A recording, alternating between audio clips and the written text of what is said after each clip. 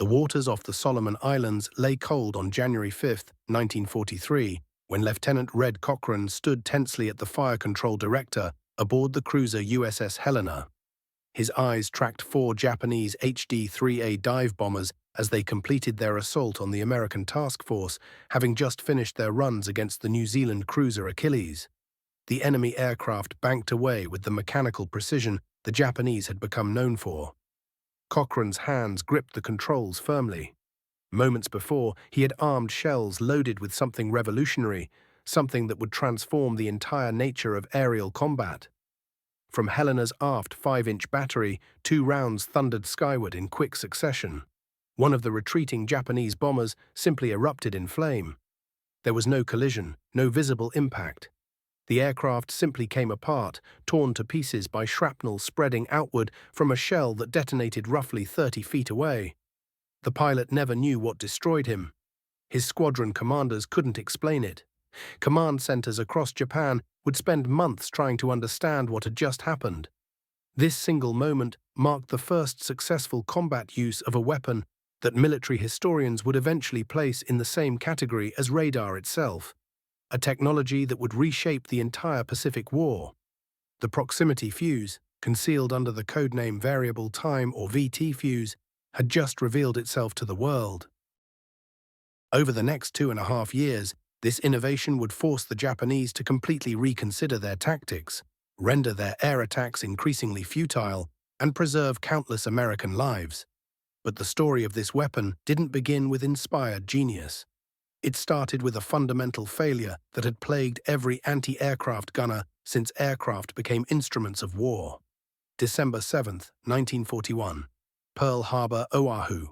Japanese planes screamed across tropical skies as American gun crews scrambled to respond with whatever weapons they possessed. From damaged ships, 5-inch naval guns roared upward, sending shells toward the diving bombers and low-flying torpedo planes. Each round required a sailor to manually adjust a clockwork fuse mechanism, while enemy aircraft pressed their attacks through the defensive barrage. Most shells detonated harmlessly against open sky, their preset timers going off either too soon or too late. Some never exploded at all, others fell back to Earth with their impact fuses still armed and dangerous. 9 miles away in Honolulu, shells weighing 55 pounds crashed through houses, exploded in the streets, tore into buildings. The Hirosaki family perished when a 5-inch shell punched through their restaurant window as they ate breakfast.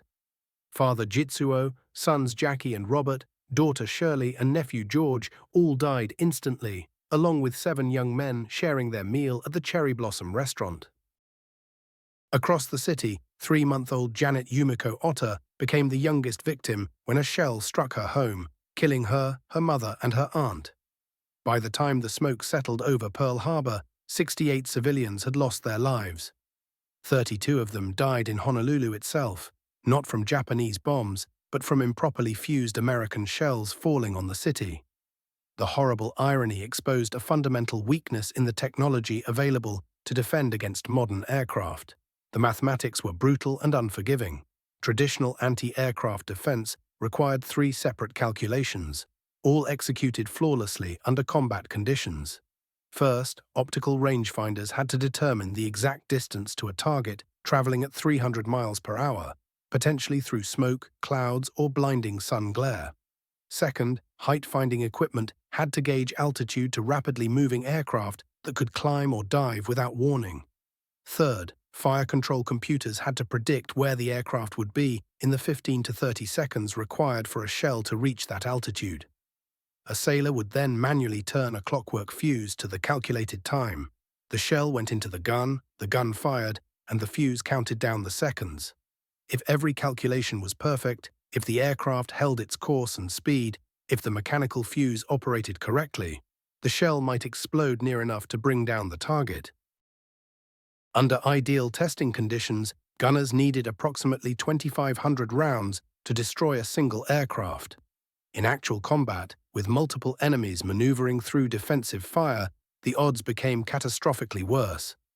This problem had haunted gunnery since the First World War, but it grew acute as aircraft technology advanced dramatically. Back in 1918, aircraft flew at only 90 miles per hour and operated below 15,000 feet. By 1940, modern fighters exceeded 400 miles per hour and operated above 30,000 feet. The distance between what guns could do and what aircraft could do had become an impossible gap. The British learned this harsh lesson defending against German dive bombers over Dunkirk. Their ships had no room for more guns. Additional ammunition would consume precious storage space. Better fire control systems helped, but they couldn't overcome the core limitation of time fuses that demanded perfect prediction of where an aircraft would be seconds in the future. In August 1940, the National Defense Research Committee turned to Dr. Merle Anthony Tuve at the Department of Terrestrial Magnetism in Washington, offering him what seemed an impossible task. Tuve had grown up in South Dakota, studied at the University of Minnesota and Johns Hopkins, and spent his career investigating the physics of the ionosphere using radio waves. Back in 1925, working with Gregory Bright, he had pioneered methods of bouncing radio signals off the ionosphere to map its structure. That research had helped establish the theoretical groundwork for radar. When committee members approached him about designing a proximity fuse for artillery shells, Tuve immediately recognized that radio physics might hold the answer. The British had shared their preliminary work through the TSARD mission, but they had concluded that while a proximity fuse might work in rockets or bombs, the forces experienced by artillery shells made it impossible. A 5-inch shell experienced acceleration of 20,000 times the force of gravity at the moment of firing. No electronic device could survive such forces, especially not the delicate vacuum tubes that represented the only electronic components available in 1940. Tuve proposed an entirely different approach. He envisioned a miniature radio transmitter and receiver, no bigger than a pint-sized milk bottle, fitted into the nose of an artillery shell. The transmitter would broadcast continuously. As the shell approached its target, radio waves would bounce back. The frequency of the reflected waves would shift because of the Doppler effect. When the frequency shift reached a predetermined level indicating proximity, an electronic circuit would activate, sending a signal to a detonator that would trigger the main charge. Simple in theory, but seemingly impossible given the available technology of 1940. Section T of the National Defense Research Committee formally began on August 24, 1940, with Tuve as chairman and a small team of researchers working in a laboratory at the Carnegie Institution. Their first task was determining what components a working fuse would need. A radio transmitter operating at frequencies that would produce measurable Doppler shift. A receiver sensitive enough to detect reflected signals from aircraft several hundred feet away. An electronic amplifier to strengthen the received signal. A circuit to compare transmitted and received frequencies and detect the Doppler shift. A power source providing adequate voltage and current. A detonator activated by the electronic circuit. Safety systems to prevent premature detonation. All of this had to fit inside a space roughly 8 inches long and 2 inches across. Every single component presented what seemed like insurmountable problems.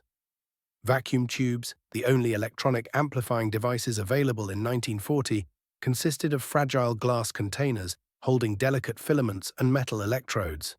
Standard radio tubes stood 6 inches tall and weighed several ounces. Even the toughest tubes made for military use, designed to withstand vibration in mobile radios, could only handle 10 Gs of acceleration. The fuse needed tubes that could survive 20,000 Gs. At that force, a 1-ounce tube would experience the equivalent of 1,250 pounds of weight for the fraction of a second the shell traveled down the barrel. Forces powerful enough to turn solid steel into fragments. By October 1940, laboratories across America received urgent requests from the National Defense Research Committee.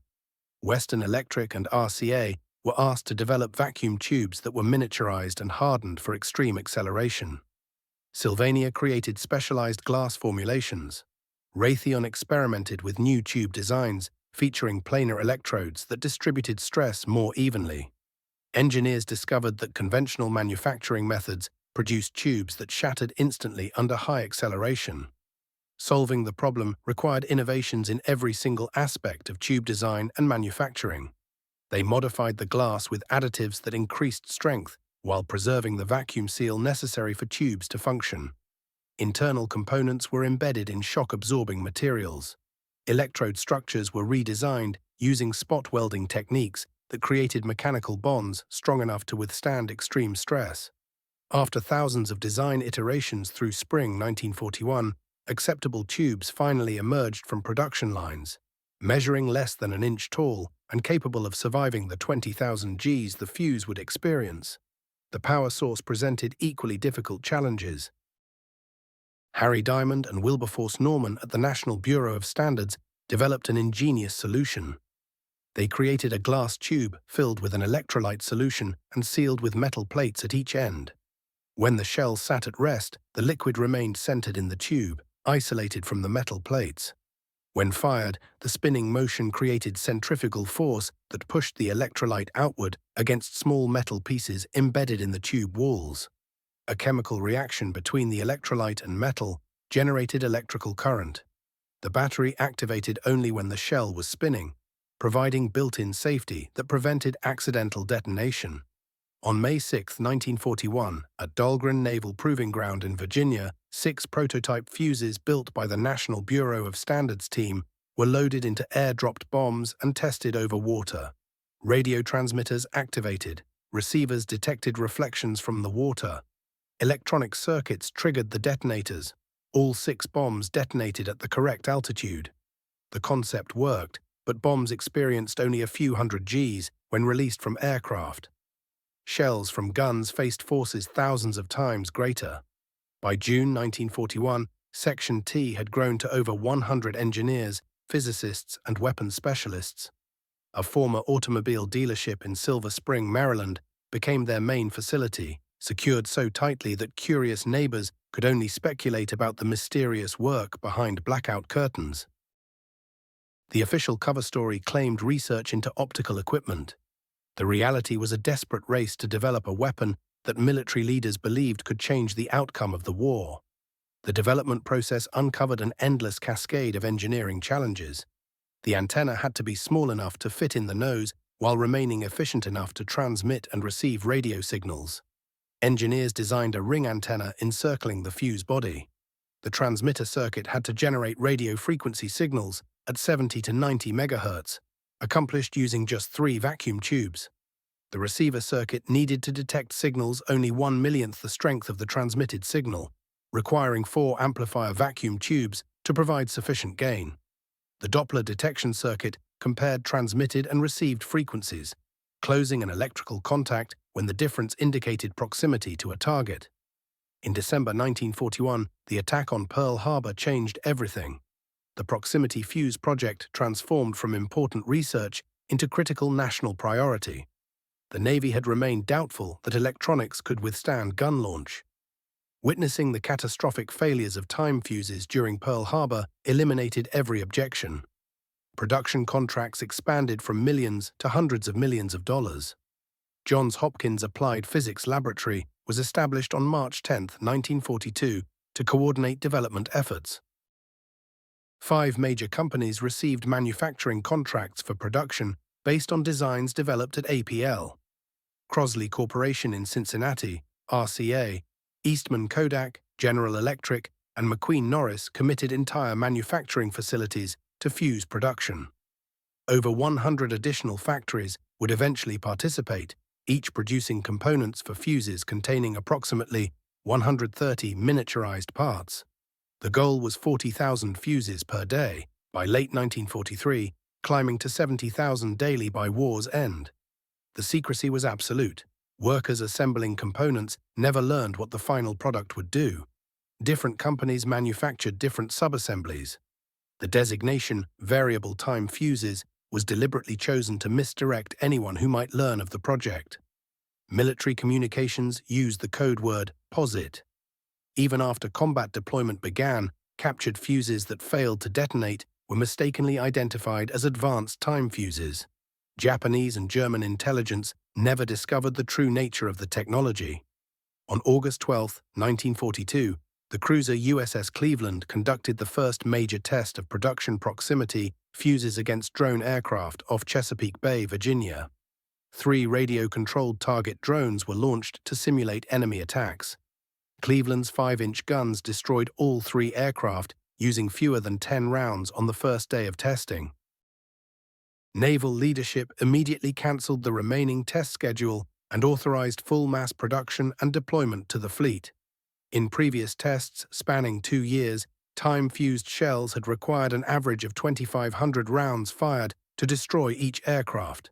Proximity-fused shells achieved dramatically superior results, demonstrating a 25-fold improvement in effectiveness. Production accelerated through fall of 1942. The first combat-ready fuses reached fleet units in October.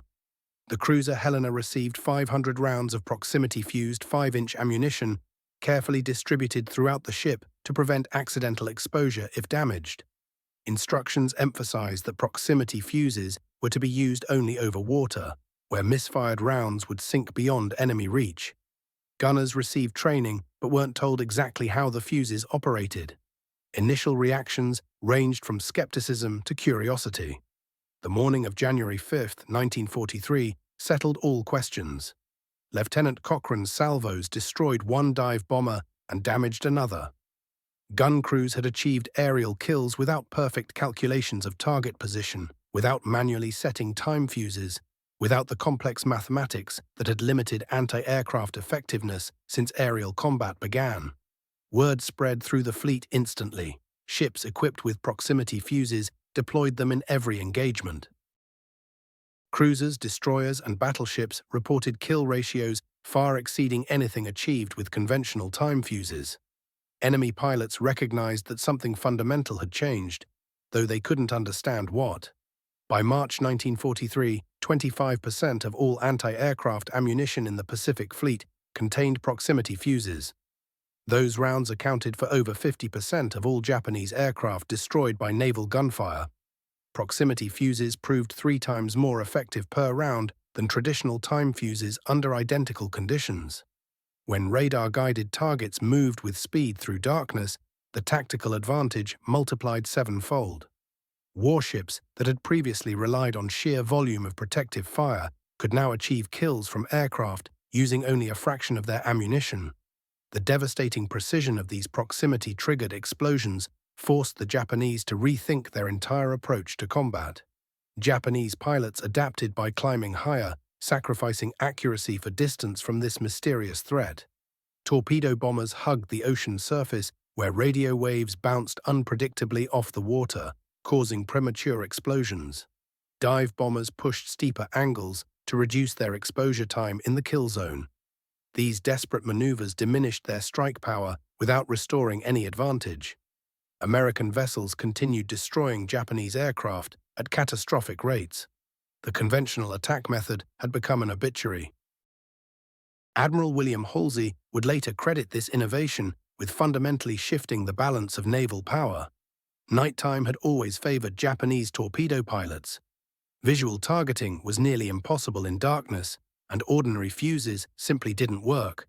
But radar detection combined with this new fuse technology changed everything. Now ships could fight back in total blackness. During 1943 alone, even though only 1/4 of all ammunition carried these advanced fuses, more than half of every Japanese aircraft shot down fell to shells with this technology. October 1944 brought the Philippines into the war's final brutal chapter. Facing certain collapse, Japanese command authorized something that shattered every convention. Special attack units officially designated Shinputoku Betsu Kogeki Tai, but known as kamikaze, would begin hurling themselves deliberately at American ships. The first organized assault struck during the battle for Leyte Gulf. Desperation had given birth to this tactic as leaders recognized conventional attacks were already dead. Experienced pilots had been systematically annihilated through 2 years of constant attrition. Their replacements possessed almost no training, too inexperienced for bombing or torpedo work, demanding precision skill. Kamikaze attacks needed only enough ability to point an aircraft at its target and maintain altitude. The fuses proved crucial against these new threats, yet their effectiveness posed a puzzle.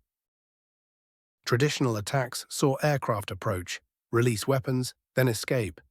These fuses destroyed attackers before their damaged planes could miss the target. but kamikaze pilots removed that escape option entirely. Pilots flew through damage that would have turned conventional attackers away, sometimes staying aloft long enough to crash directly into their targets. Ships countered by concentrating firepower to obliterate aircraft completely, rather than simply crippling them. Gun crews increased firing rates, packed the sky with overlapping shell patterns, and engaged targets from greater distances. On May 11, 1945, the destroyer Hadley and destroyer escort Evans stood duty as radar pickets. They faced 156 attacking aircraft in a 90-minute nightmare. Hadley downed 12 before 4 kamikaze crashed through its hull, each one struck by defensive fire, yet each one still deadly.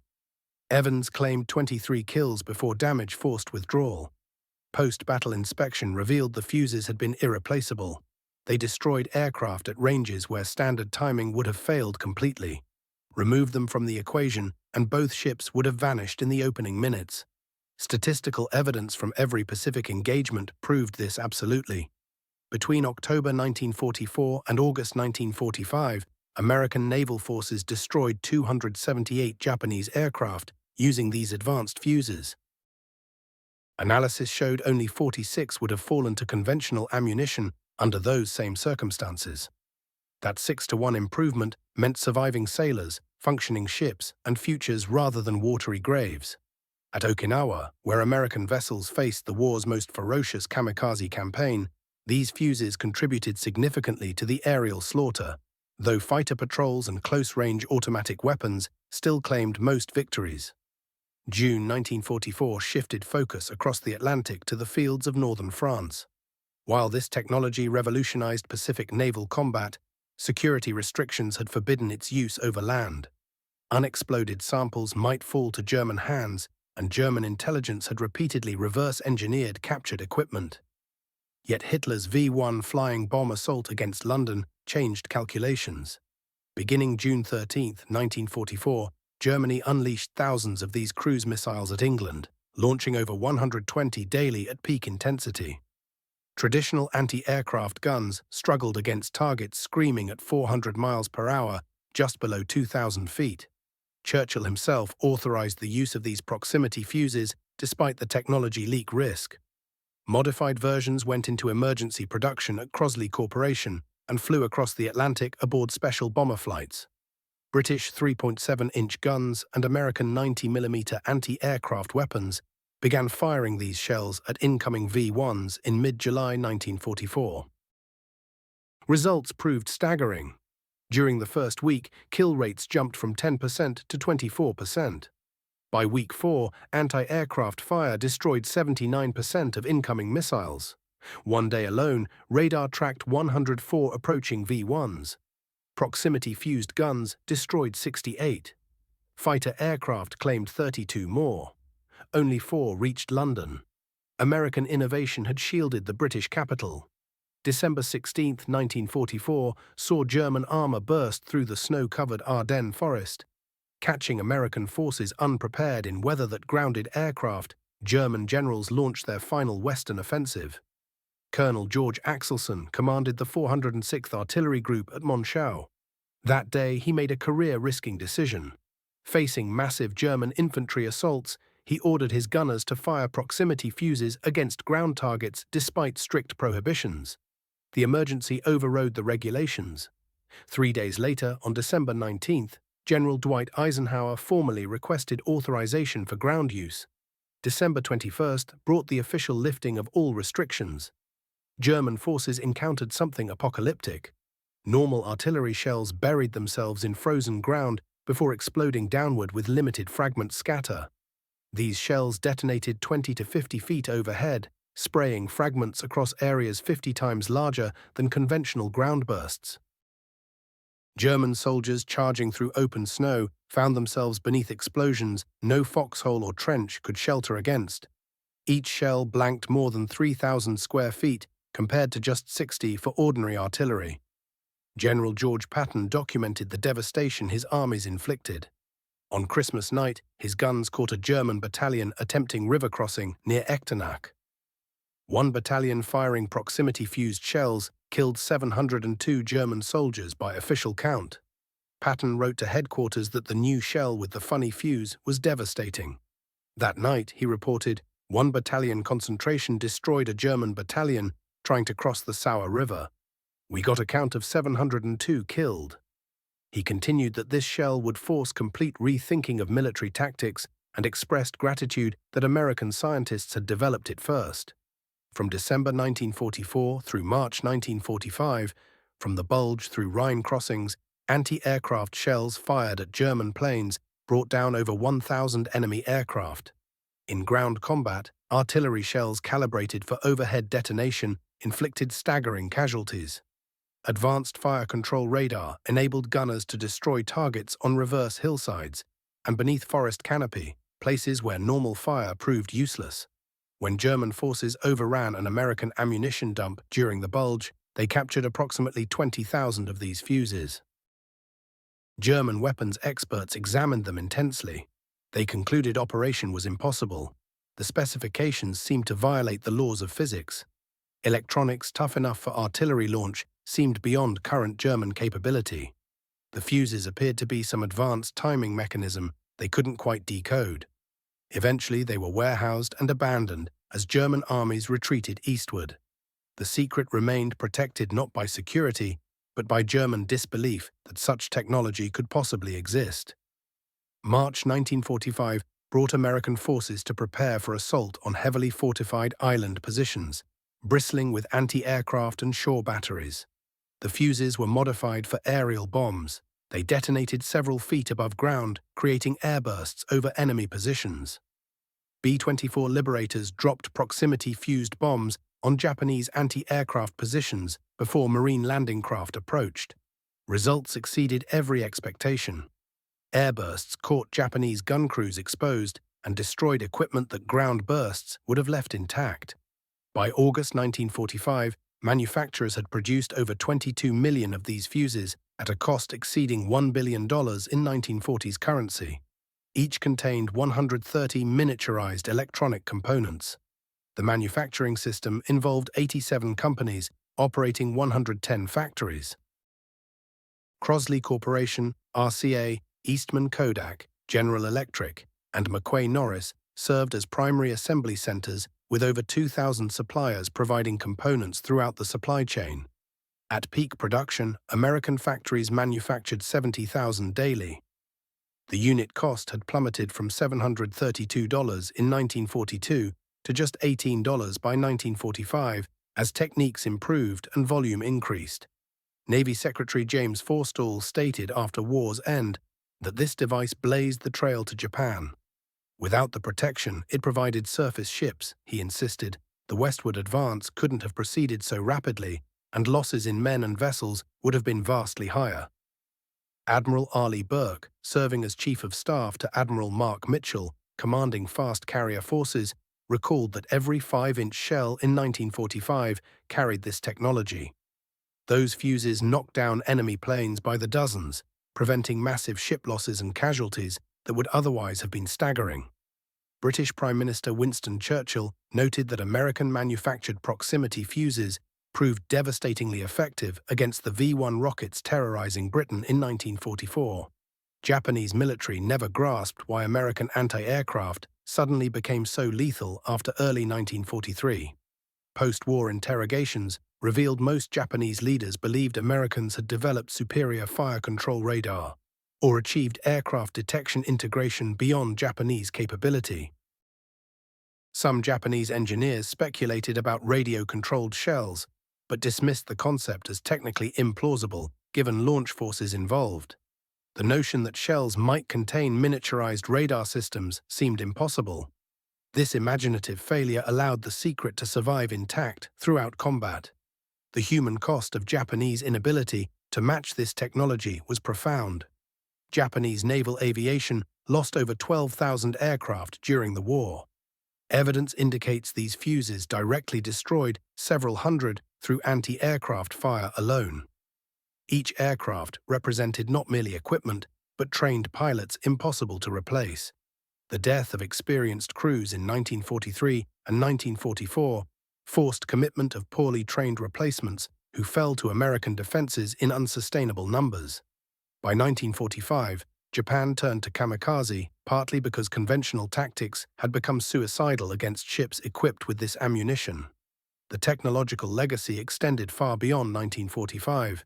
Methods for miniaturizing electronics and hardening components against tremendous stress became foundational for everything that followed. Missile guidance, space exploration, and modern artillery all descended from innovations pioneered during this program. The principle of giving individual munitions sophisticated sensors and autonomous processing traces directly to these wartime fuses. Contemporary smart munitions that evaluate targets, discriminate between objectives, and optimize detonation represent direct evolution of principles established between 1940 and 1945. Dr. Merle Tuve returned to the Carnegie Institution after war and rarely discussed his role publicly. When details eventually emerged, he deflected personal recognition, emphasizing contributions from hundreds of engineers and thousands of production workers who transformed theoretical concepts into millions of dependable fuses. His humility masked his irreplaceable leadership. Department officials ranked this program second only to atomic weapons in strategic importance. Without his recognition that radio proximity detection could be miniaturized sufficiently for artillery shells, without his determination through early failures when success seemed impossible, the technology would have remained theoretical rather than becoming battlefield reality. The production achievement matched technical accomplishment. Manufacturing 22 million fuses, each containing 130 precision components, required industrial organization of unprecedented scale. More than 100 factories had to coordinate component delivery, matching specifications measured in thousandths of inches. Supply chains coordinated vacuum tubes, batteries, and electronic components from hundreds of specialized manufacturers, all synchronized to maintain assembly lines at full capacity. At 70,000 daily production, the effort required approximately 9 billion total electronic components throughout the war. The proximity fuse stands alongside radar and penicillin as one of only a handful of technologies that materially altered World War II's outcome. Unlike radar, developed independently in multiple nations, this technology resulted from deliberate problem-solving application of existing knowledge. Tuve's team at Section T identified what was needed, determined methodology, and executed a program achieving operational capability within 3 years. This focused weapons development approach became the Cold War template. Manhattan Project atomic weapons followed similar patterns. Post-war missile programs adopted identical organizational structures, combining university laboratories, industrial contractors, and military supervision.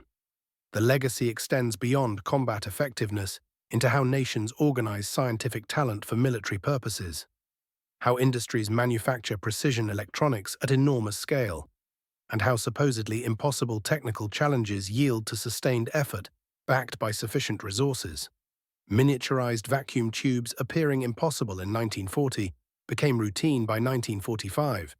Precision manufacturing, requiring specialized technicians, became automated as techniques advanced. But in 1943, 1944, and 1945, as Japanese aircraft fell from skies, as German soldiers died beneath precisely timed explosions, as V-1 missiles disintegrated over the English Channel, these fuses represented the absolute frontier of human achievement. Lieutenant Red Cochran, watching that first Japanese aircraft disintegrate on January 5, 1943, understood something fundamental had shifted in aerial warfare. His gun crew destroyed an aircraft without perfect aim, without precise fuse calculation, without any of the mathematical constraints that had limited anti-aircraft effectiveness for decades. The shell itself performed the work, detecting targets, timing detonations, accomplishing what human gunners had only approximated before. At that moment off Guadalcanal, a new era of warfare began, the age when individual munitions carried sufficient intelligence for autonomous function had arrived. This story demonstrates that greatest victories sometimes come not through destruction alone, but through demonstrating what becomes possible, not through propaganda, but through prosperity of ideas, not through hatred, but through applying scientific method to modern warfare's brutal realities. German and Japanese forces facing these munitions never understood what killed them. They reported only that American defenses had become impossibly accurate, that ships seemed able to intercept aircraft regardless of maneuvering, that artillery created explosions appearing to hunt targets with supernatural precision. The technology didn't win the war unassisted. No single innovation did. But it contributed decisively, saving thousands of American lives and making hostile aerial operations unsustainable against defended targets. Those 20,000 G-rated fuses, each representing the 1940 technological frontier, transformed American artillery into a weapon system enemy forces never anticipated and could never effectively counter. They stand as testament to what free societies achieve when scientific curiosity, industrial capacity, and strategic necessity align in pursuing worthy common goals, demanding extraordinary innovation and effort.